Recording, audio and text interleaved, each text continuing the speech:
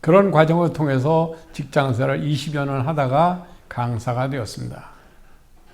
강의를 한 지 10년쯤 되었을 때 경남 창원의 공장에 강의를 갔습니다. 공장에 있는 현장 관리자들 강의하러 가는데 맨 앞에 그 새끼가 앉아 있는 겁니다. 반장님, 아니 저 기아 자동차 소물반의 아무개 아니십니까?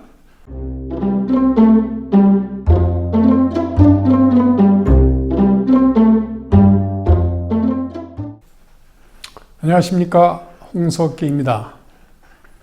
많은 세계인들이 모두 우울하고 불안하고 쓸쓸하고 외롭고 그리고 간혹 고통스러운 그런 위기에 빠져 있다고 이야기합니다.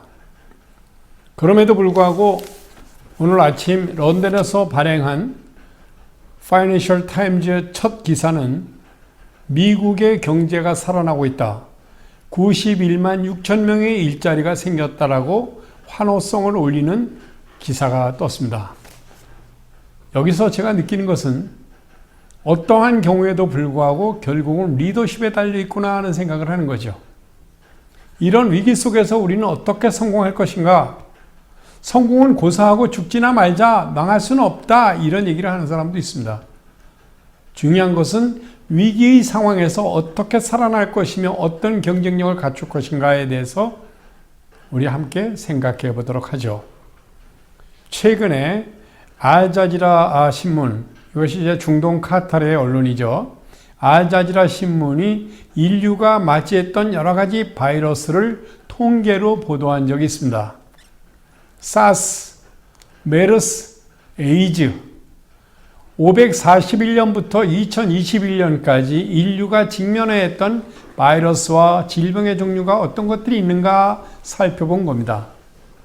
흑사병, 홍콩 독감, 메르스, 사스, 신종플루, 그리고 코로나 바이러스까지 이 지구상에 바이러스와 여러 가지 질병이 없었던 적은 없었다라고 얘기하는 겁니다. 오늘 아침 뉴욕타임즈는 이 지구상의 코로나 바이러스에 인하여 사망자가 290만 명이고 감염자가 1억 2,900만 명이다라고 보도를 하고 있습니다. 그럼에도 불구하고 대한민국은 다른 나라에 비해서 사망자가 적고 감염자가 적은 편이다라고 이야기합니다. 그렇지만 한편으로 또 프랑스와 브라질, 미국에서 또다시 바이러스가 기승을 부리기 시작했다. 어쩌면 바이러스는 영원히 없어지지 않을지도 모르겠다. 바이러스가 영원히 없어지지 않으면 어떻게 할 것인가 라는 기사가 뉴욕타임즈에 실렸습니다. 자, 이런 상황에서 우리는 위기를 극복해야 되는, 이 어려움을 극복하지 않으면 살 수 없는 그런 책임과 의무도 느끼게 된다는 거죠. 잠시 사진을 보겠습니다. 이디오피아, 우간다, 세네갈, 시에라리온, 나이지리아 어린아이들입니다. 화장실에 갔다 오면 반드시 손을 3번 씻어라. 나갔다 놀고 와서는 비누칠을 3번 해라. 물이 부족해도 먹을 물이 없어도 손을 닦아라는 말이 무엇인지 알아듣지 못하고 비누가 뭔지를 모르는 아이들이 5천만 명 있습니다.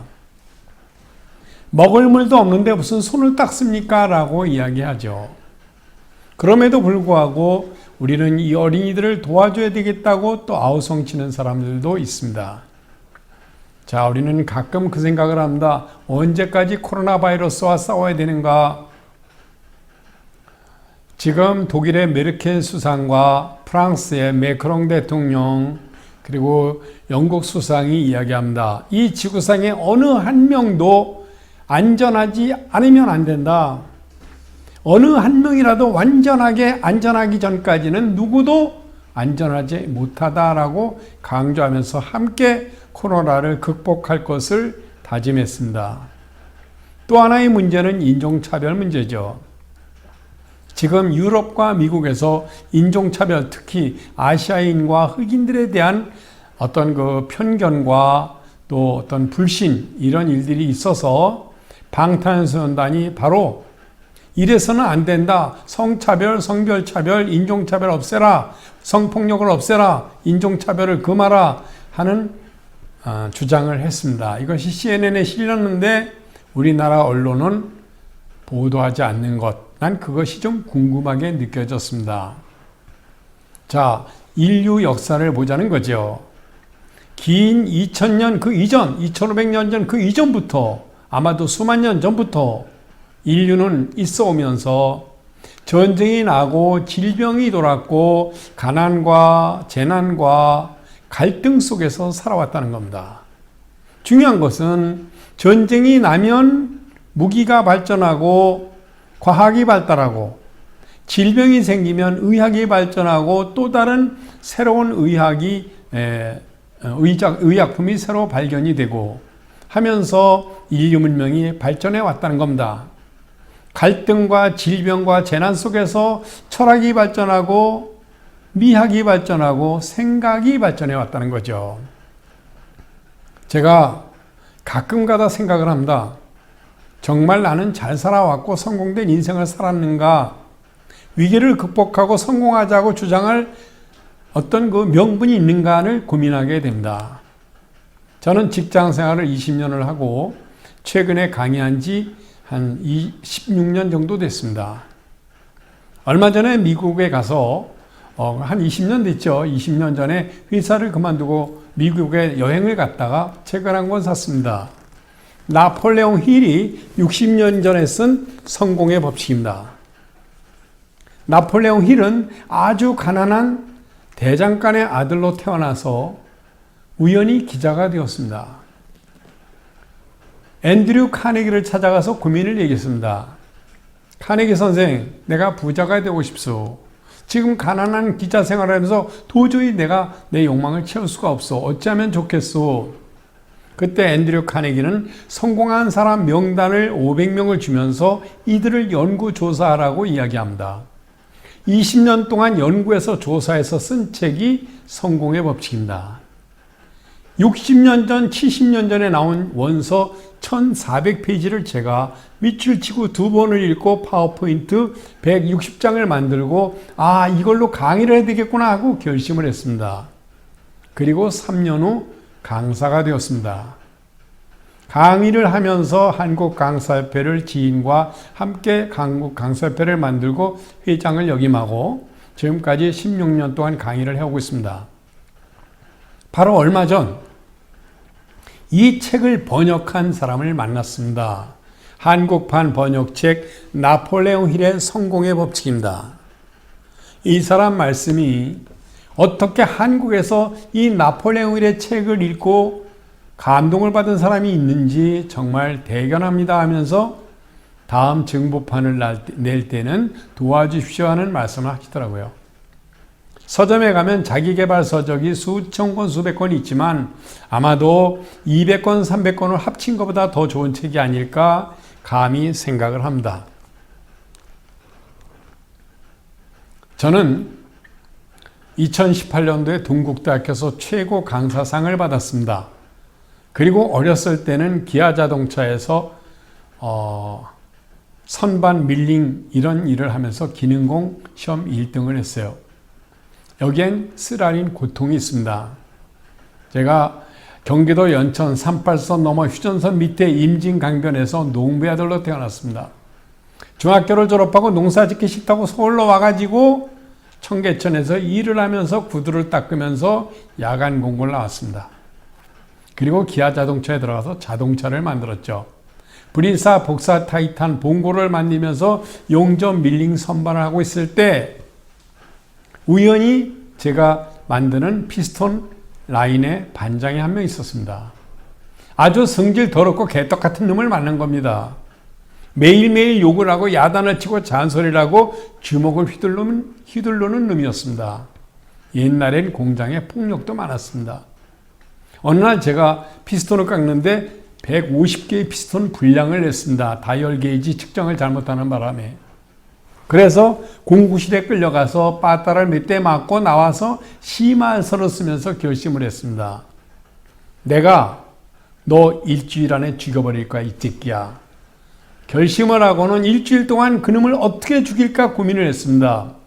밀링으로 갈아버릴까, 용접봉으로 찔러버릴까, 드릴로 뭉겨버릴까 생각을 하면서 일주일 동안 죽이려고 했던 그놈을 죽이지 못했습니다.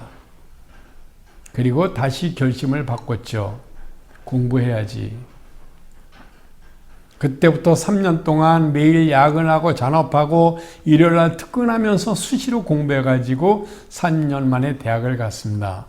대학에서 전공한 전공 과목이 컴퓨터 공학이었습니다. 코볼, 포트란, 어셈블러 프로그램 짜고 플로우 차트 그리고 시스템 분석하고 데이터베이스 만드는 거였습니다. 그런 과정을 통해서 직장생활을 20여 년 하다가 강사가 되었습니다. 강의를 한 지 10년쯤 되었을 때 경남 창원의 공장에 강의를 갔습니다. 공장에 있는 현장 관리자들 강의하러 갔는데 맨 앞에 그 새끼가 앉아 있는 겁니다. 반장님, 아니 저 기아 자동차 소물반의 암흑이 아니십니까? 맞는데요. 여기 웬일이시오? 미안합니다. 이 공장의 공장장입니다. 깜짝 놀랐습니다. 강의를 어떻게 했는지 몰라요. 강의를 어떻게 모르는 게 한 1시간 반 동안 하고 나서 마산 어시장 가서 밤새도록 술을 마셨습니다.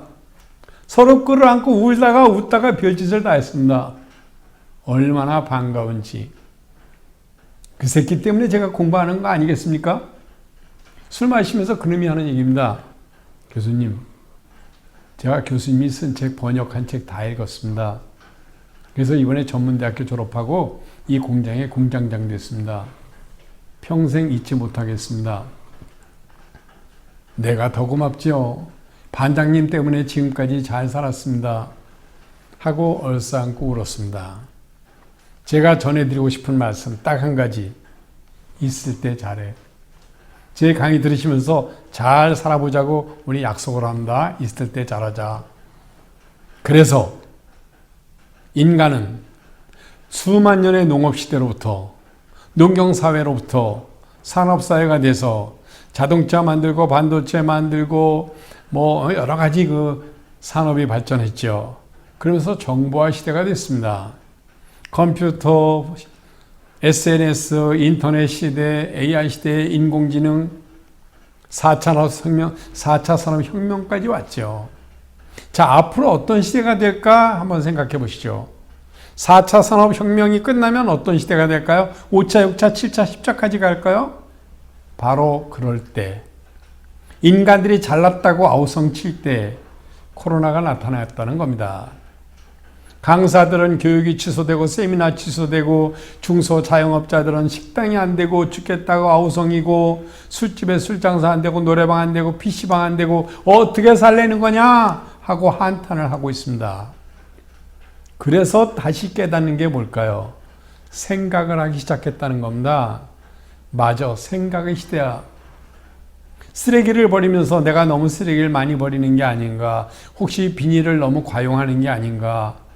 내가 음식을 너무 많이 먹는 건 아닌가? 맥주를 수십 병씩 먹었는데 밤새도록 소주 한 박스씩 먹었는데 이제는 9시 전에 집에 가야 되고 10시 전에 가야 되는구나.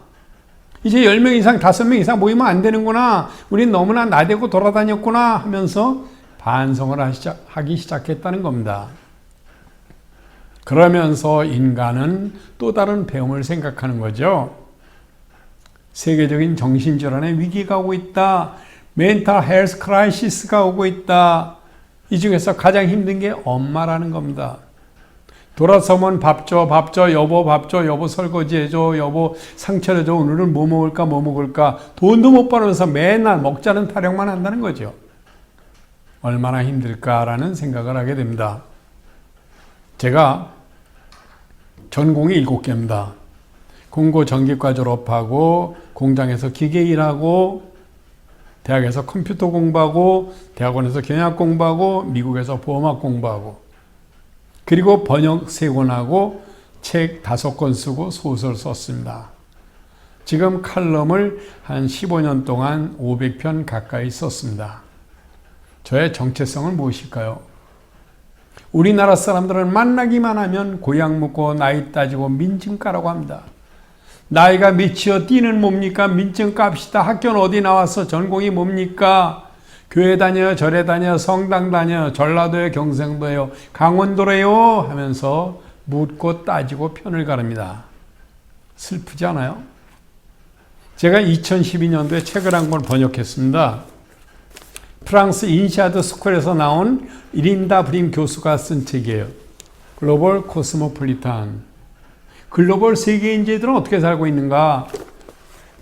알제리 남자와 브라질 여자가 미국에서 공부하다 만나서 결혼해서 프랑스로 가서 사업을 하다 쫄딱망해서 거지가 돼가지고 이혼하고 독일 가서 재혼을 해서 다시 직장생활 하다가 영국 가서 사는 어떤 엄마의 이야기가 나옵니다.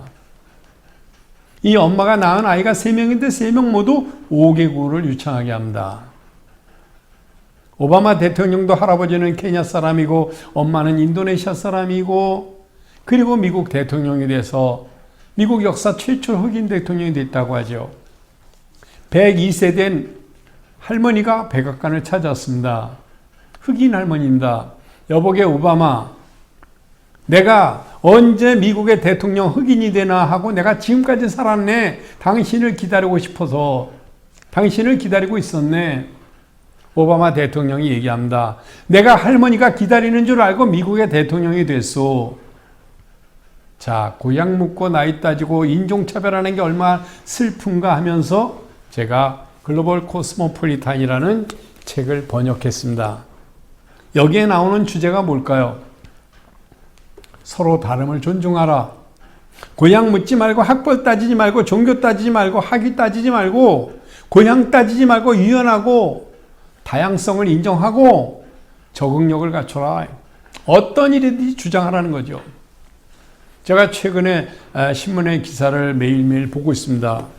저는 신문을 여러 가지를 보면서 일주일에 한 번씩 스크랩을 합니다. 17년째 하고 있는 겁니다. 바로 얼마 전에 김영석 교수님 칼럼을 읽었습니다. 102세 되신 교수님께서 이게 마지막 칼럼이요 하고 쓰시는 걸 읽으면서 눈물이 흘렀습니다. 이 지구상에 100세 되신 분이 칼럼 쓰는 사람 있나요? 아마 전무후무한 인류 최초의 아마 기록이 아닐까 생각을 합니다. 김영석 교수님께서 하시는 말씀, 이 코로나 시기에 외롭지 않게 사는 방법은 다양한 사람들과 어울리면서 최선을 다해서 서로 도우려는 마음을 가져라 라고 말씀을 하십니다. 제가 그런 과정을 통해서 읽고 배우고 느끼고 하는 것들이 한두가 아직 아닙니다. 그런 과정에서 벵글라데시, 네팔, 나이지리아, 필리핀, 미얀마 이런 사람들을 강의를 했습니다. 강의를 하면서 배운 것들이 많습니다. 그 배운 것들을 모은 가장 좋은 책이 성공의 법칙이라는 것을 알게 되었어요. 이 나폴레옹 힐이라는 사람이 20년 동안 쓴 성공의 법칙에는 마스터 마인드 그룹, 그 다음에 명확한 목표, 자제력, 번 것보다 적게 쓸 줄 아는 능력, 그리고 자신감, 서로 다름을 존중할 줄 아는 능력, 황금률 이런 법칙을 설명하고 있습니다. 자, 행복이 중요한지 성공이 중요한지 많은 사람들이 헷갈리고 있고 고민하고 있습니다. 버트란트 러셀이 얘기했죠. 많은 사람들이 행복하게 살려고 불행하게 살고 있다.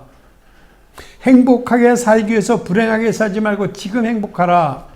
500억 1000억 가진 사람이 검찰에 끌려가고 교도소 들어가서 몇십 년씩 있고 권력과 명예에 손상을 입히면서도 아등바등거리는 사람들이 있더라 하는 거죠.